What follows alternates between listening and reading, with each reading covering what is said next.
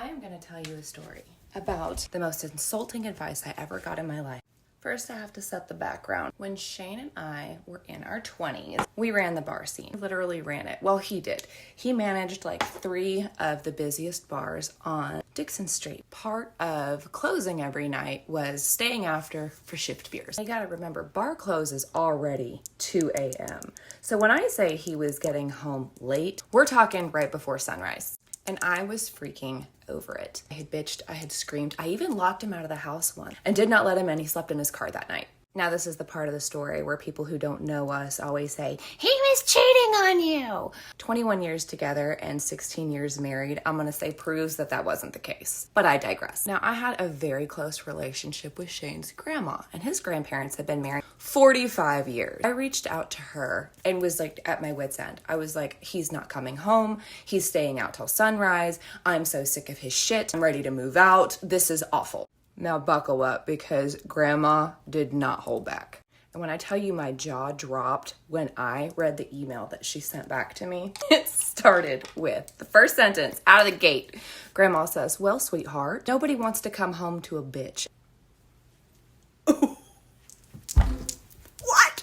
She carried on to point out how my complaining and my threats clearly hadn't worked, and so maybe I should try a different tactic. Her exact words were, if you want a man to come home, you have to pour on the sugar. And that maybe if when he got home right before sunrise, instead of bitching at him, I got my ass out of bed and made him breakfast, he wouldn't stay out so late. I can feel the feminist heads exploding. And while I've never identified as a feminist, I will tell you that my head exploded too. But I was also at sort of a breaking point in our relationship. Everything I had tried wasn't working, and I was willing to try literally anything. So one Saturday, when he came staggering in the house at like 4:45 in the morning, I got out of bed. I made him his very favorite breakfast, biscuits and gravy with bacon. And God's honest truth, that was the last time that he stayed out that late. Now, this is my story. I'm not saying that there aren't going to be men that you should just red flags run the opposite direction, but his grandmother knew him and she knew his heart. I listened, y'all, and I embraced that feminine role even though everything screamed at me not to. And it worked. There's a lot to be said for listening to grandmas.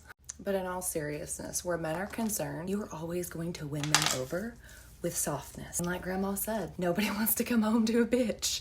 Per our usual arrangement, if this pissed you off, I don't really care. If you agree with it, click that follow button. And if you want to know what I created this look with, just click link